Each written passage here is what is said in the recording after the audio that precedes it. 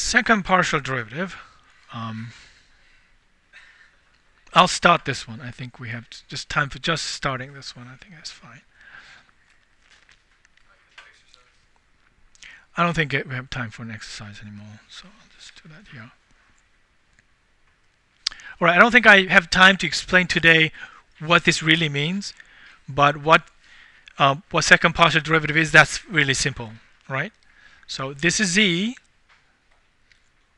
I'm going to compute the first partial derivative. Let's do this one together. With respect to x, you agree that's xy squared? And second one, with respect to x, negative y e to the negative x, agree? How about this one? Cosine of x minus y times 1. So you agree that's our first partial derivative with respect to x, the function. Let's do the second one. With respect to y, 2x y to the first. Fair enough? Question?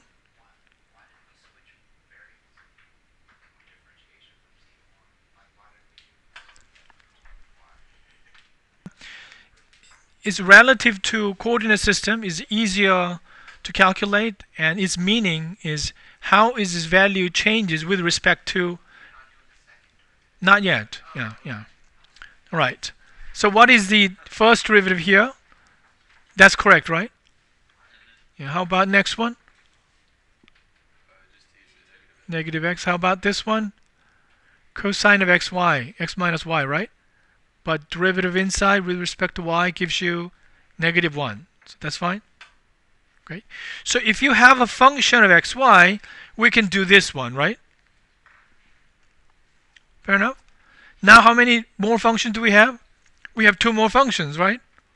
Why not keep doing that? That's how mathematicians think. Just keep doing that. So here's our function right there, right? So let's do one more time. 2 choices again, right? For that one I have 2 choices. With respect to x, with respect to y. Let's do one more time. And that's the operator. Remember? That's operator right there. This is the name of operator. Let's do one more time. So let's do that one. What do you see here? This is our function. This is our guy. dz dx, right? With respect to x, what happened to that guy? 0. How about this one? Positive y e to the negative x, agree? How about this one? Negative sine x minus y, correct? That's it. But we have one more choice. Here's c x, and we can do y derivative of the same guy, right? That's the y derivative in here. This is our guy. And here's a 2y, and this one, negative e to the negative x, right? How about this one? Negative, but plus sign x minus y, right? Cosine, negative sign, but derivative with respect to y inside gives you another negative. It becomes a positive. Fair enough? And they abbreviate this one like this. There are 2 round d symbols, and delta x, there's a 2 times there, and z. Or you put the z up there. So that's the symbol. How about this one? They write it like this. 2d's there, and dy is out there, and dx is in there. That means we did derivative with respect to x first, derivative with respect to y later. Order of operation, right? So, let me confuse you here. This is derivative with respect to x first, right? So we abbreviate it like this with subscript x. And then if you write one more subscript like this, they wanted to write it like this, zxy. So if you write it like this, what is the first operation done? X first, right? Y later. If you look at this one here, x first, y later. They're written in opposite direction. So don't get confused by it. Right? So you see we have 2 more things to go. Here's our new guy, and you can do dx dy again, right? That's not something we're going to do today, So I leave it as exercise. Just keep practicing this one. We'll come back to the meaning of the second derivative, which is very cool. Let me first explain the meaning of a second derivative. We have computed again before. Is there any question about homework? Differentiating. All under control? Right. So I'm just explaining the meaning of second derivative. Easy to say, the rate of change of f of xy. That's exactly what it means, right? So let's do a little bit better. For example, if I have one variable function, let me use different letter, g of x. You know the meaning of g prime of x, rate of change in the graph. It is the slope of a tangent line, right? M being there, a g prime of some point g of a. Fair enough? How about g prime double prime of a? How do you understand g double prime of a? How fast this one is turning around, right? But not the angle. Slope is not quite the angle. If it is a slope 1, slope 2 is not here, right? Slope 2 is somewhere there. So it is not quite the angular rotation. That's why it is a bad measure of how this one is turned around. But the best way is to look at the quadratic, because the second derivative is pretty much expressed in the quadratic. If I have, let's say, k times x squared, when k is 1, you look at it here, this point somewhere, and how it's curved around, how fast this slope is changing as you go to the next moment. That would be the meaning of the second derivative in here, right? Correct? If this is k is higher, of course, this is going to turn quickly. So if you look at it here in a quadratic function, the kind of this second derivative represent how much is turned around, how much is curved around, right? But if you look at it here, the slope is changing really quickly. From 1000 to 2000, you barely see the difference of the slope, right? That's why you can't really see it here, even though second derivative is really high. So I'd like to claim it's a very bad measure, but I'd like to claim is the second derivative really measure how this is curved around. So that represents very nicely here, but if it is flattened out over there, even though this value is high, that doesn't really represent how much is curved around. So that's why it's bad measure. But some places like this, this is a good representation of how things are curved around. So that's what it means, right? So we're going to do the same thing. If you do the differentiated 2 times, that basically represents how these things are curved around. So for some directions easy, so I prepared this picture, and I had that x-axis and here, and the other one's y-axis. So I think I'm focusing on this point here and that curve. The curve here, I labeled it. This curve right there. All right. So if I put tangent line like that, that would be f prime of f. Would that be fx of AB, whatever that point is, or fy of AB, you think? The slope there. Y-axis is here and x-axis is there. Is it number 1 or number 2? When you're going through here, which variable is varying? X is varying or y is varying? Here's x and here's y. X is varying, right? Therefore, which one's the answer? Number 1, right? As x varies, and that's going to be represented. So that number represents the slope of this one, right? So we have a curve. We just realized that, oh, if you differentiate the same direction one more time, that's going to kind of nicely represent how much this is curved around in that direction. So it's easy to understand the meaning of fx of what next letter is it? Y or x? X again, if it is because in the same direction. We're looking at this curve, right? You're looking at this curve. How much is it curved around? It's the same direction of x. So if you differentiate to the same direction of y, fx, so fxx, AB represent what? Kind of how much this slope is changing next moment, right? So most of the time, it represents how much is curved around. Make sense? So this is a measure of, very bad measure actually, of curvature of this curve right there. Fair enough? So let's think about the meaning of fyy then. That will be this curve here, right? This curve here. As you move through in the back and forth in here, how much the slope of this tangent line is changing. From this picture, it seems very small. So I expect that this fyy value there is fairly small, smaller than the other one. It seems like it's actually moved around quickly. Fair enough? Yeah. So that will be a meaning of how this direction is curved around. All right. So here's a challenge that it is not covered by one variable calculus. This is covered by one variable calculus, right? After you dissect it. fxy ab. So fx means the slope of this one, right? But this time we're not moving through that direction, we're moving through that direction. See how this line is changing to next moment, and the next moment, and next moment. You see that line, is it twisted around? So average rate of change of fx as you vary along the y-axis is here and kind of flattened out. So kind of decrease, right? If that's a positive direction.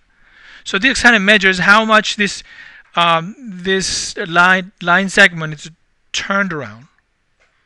Okay. So it kind of measures that how much the twist is going on in between those area there. That's what that represents.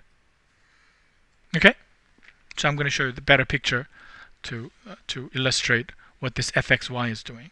So altogether, it's kind of representing this direction and that direction, how much is curved around, and this even indicate a little bit of what's going on in between. So together, three values represent one form of a measure of how and how the surface is curved around. Does that make sense? Yeah. It was Gauss successfully generalized this one to curvature of a surface to much better than just these values. And Riemann, as a student of Gauss, generalized to higher dimensional variety, and then that was used in general relativity curvature thing.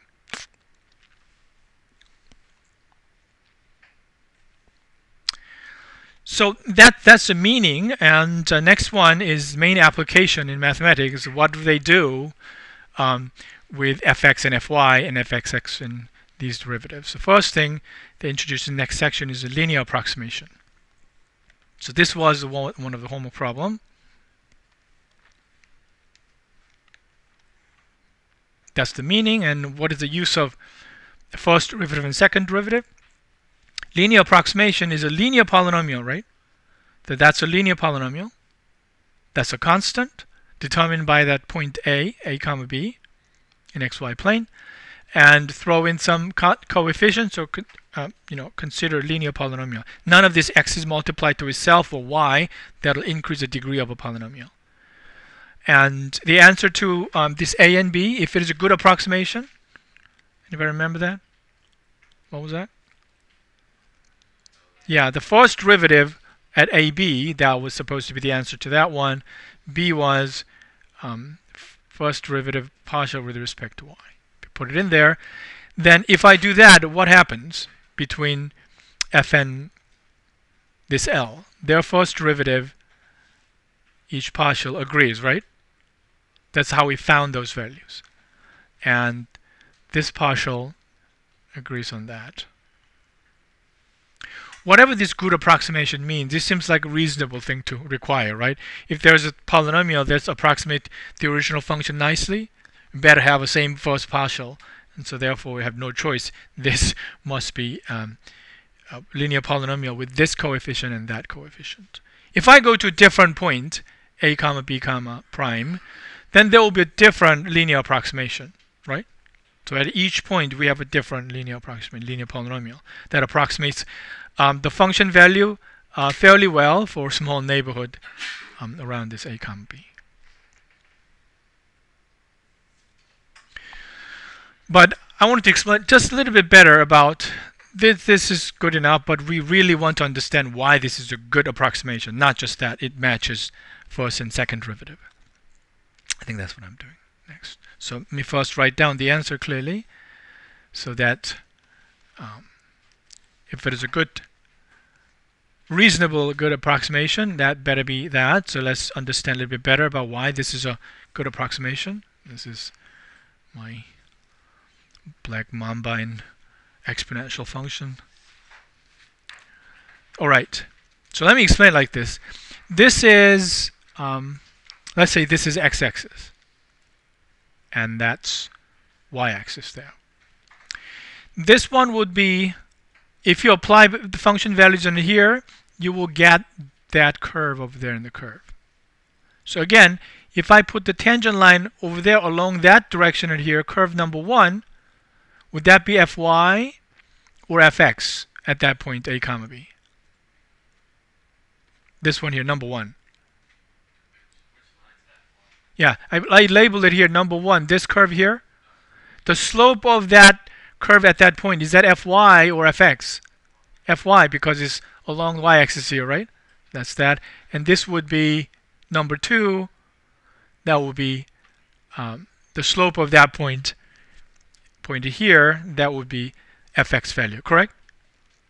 So if you sketch the tangent line there, and that's a good approximation, we learned that in Calc 1, tangent line here is a good approximation to that line there, right? That curve there. And tangent line there is a good approximation to the curve number 1. Okay? So we have this good approximation that's going to fit in to the linear approximation. But the question is that, what if I have many, many more directions of the line passing through that point? Not along the x-axis, not along the y-axis, but somewhere in the middle if I approach it like that. And then you have different types of curve in there, right? And then you can imagine, oh, there's another tangent line there. There's another tangent line there. So these are all good linear approximation of this curve, right? If this LXY that I introduced, if it is a good approximation, this must contain all this tangent line over all sorts of line, right? So that must have that property. So if you actually sketch the linear approximation there,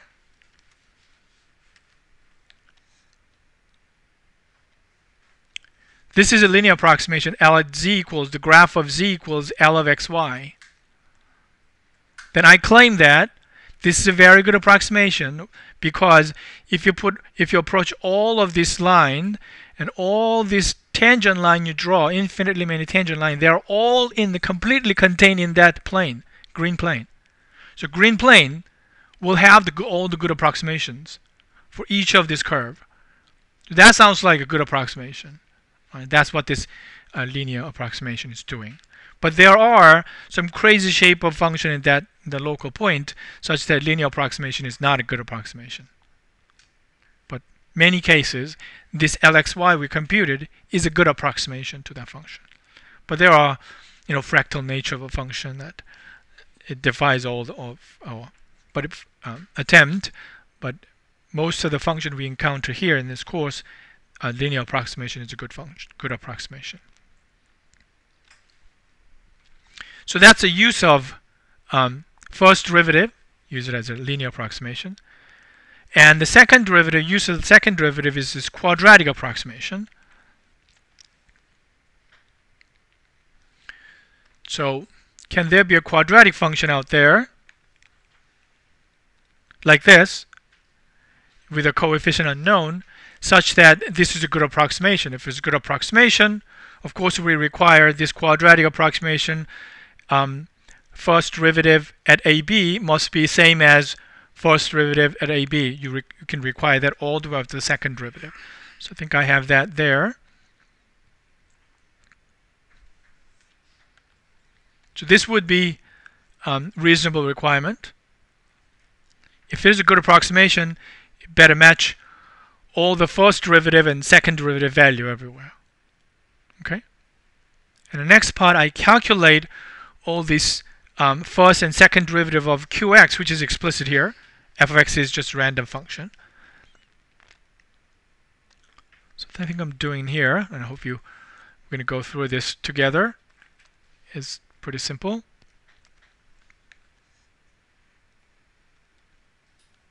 All right, this is what we want. This qx is given like this. So let's compute the first derivative there. If you take the first derivative with respect to x, that's 0, right?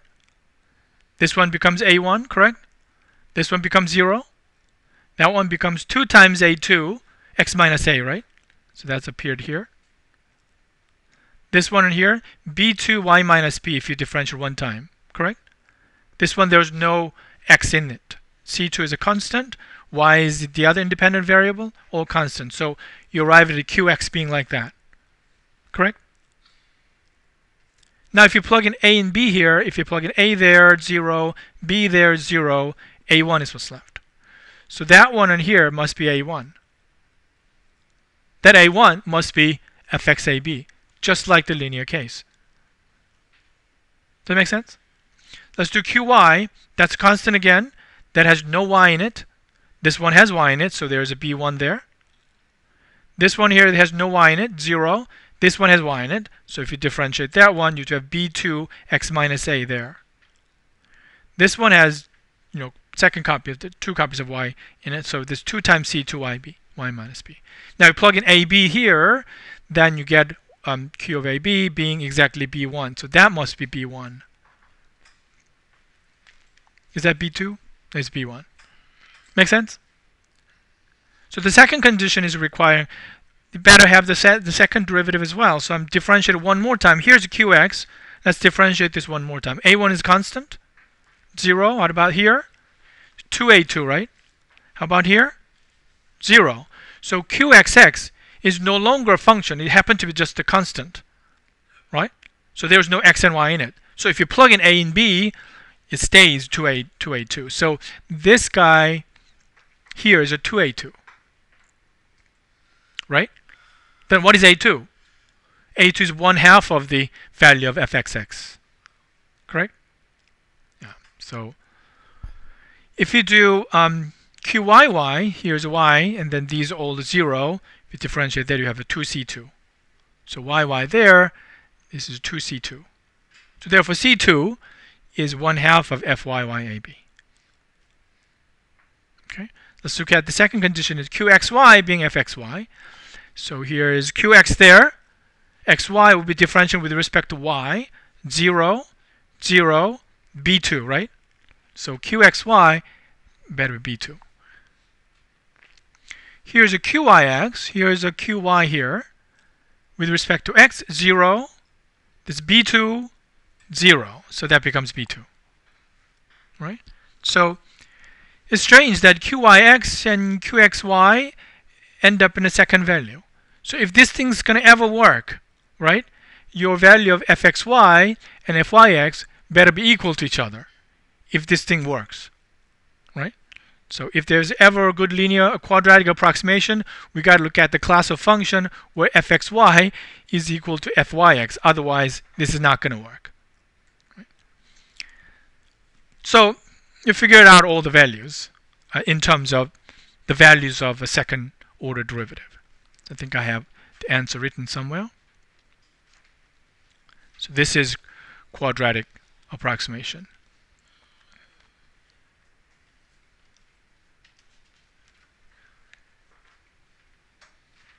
Let's look at it. The first constant term is fab, right? The linear term is x minus a has fx and y minus b has fy. That's linear approximation, easy to memorize. Second part is degree 2 part, x minus a squared, degree 2, degree 1, and another independent multiplied to degree 1, that's degree 2, and that's another degree 2. So this one has 1/2, just like the Taylor series of one variable, right? If you go to x minus a squared, wasn't that second derivative value divided by 2 factorial? Remember that part? Just like that, there's a 2 there. The same thing in here. It's just weird that what is happening with fxy that's coming from combination of a binomial expansion and the Taylor series coefficient altogether. But that's the fact. If it's going to be ever a good approximation, it has to be that shape. And another condition that at that point, this 2 better be the same if this is going to ever work. But there are functions out there, these 2 are different. Okay?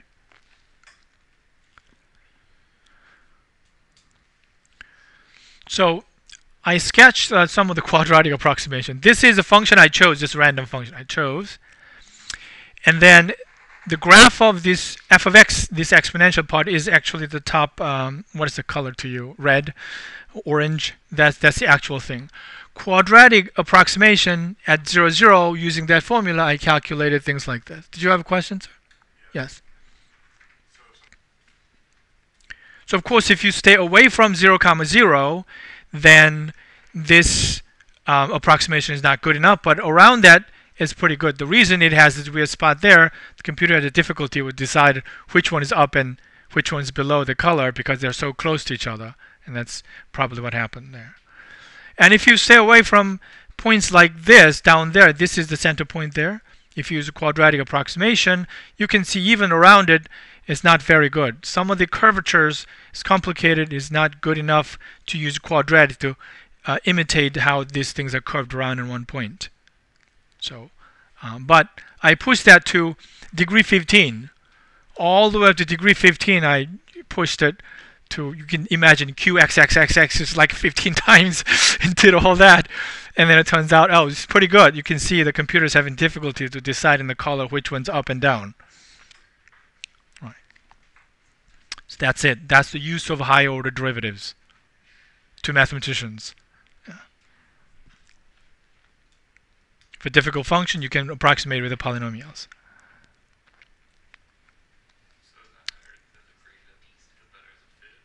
Yeah, but there are still functions it's going to defy a good approximation. So there are some crazy functions still. Doesn't matter how far you pushed it, your neighborhood of good approximation is still fairly small. Still crazy things going on outside. Probably for trigonometric functions.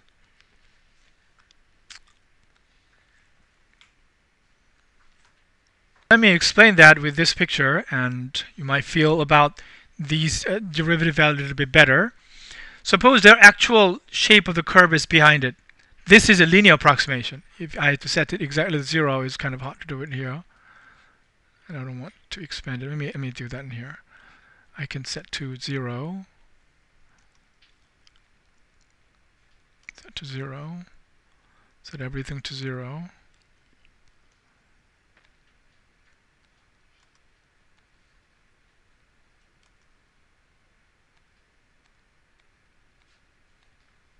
All right. So this is a linear approximation, and behind there is a actual shape of a curve in there. So that's the central point there. So wanted to understand how this one changes as we change this value. F of x is a slope, right? So x-axis is here, x-axis is here. So if I increase that a little bit, so you can see that's how the shape of this quadratic approximation with all the 0 except fx a little bit increased. If I increase, decrease fy a little bit, and then tilt it this way. So changing fx and fy, you're creating this type of tangent plane there, right? Get back to that. And if I increase fxx, that's a curvature along this x direction, right? So if I increase a little bit, as you can see, that's what kind of a quadratic approximation it creates. If I increase fy a little bit, and that's to that side, right? So now, I want you to go ahead and guess what happened if I increase fxy. Not quite.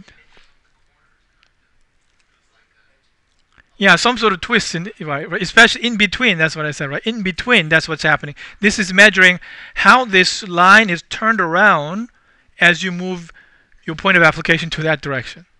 So this is actually what happened if you do that, that. You twist around in the middle there, right? And if you go backward, the other way around. Now you can increase a little bit more in here, a little bit more there, and all twist around to create all sorts of slightly different shape. So this is a measure of what's happening in terms of linear approximation and the second derivative value. Kind of give you a brief idea about what is really happening to the actual curve, but sometimes it's not good enough. Fair enough?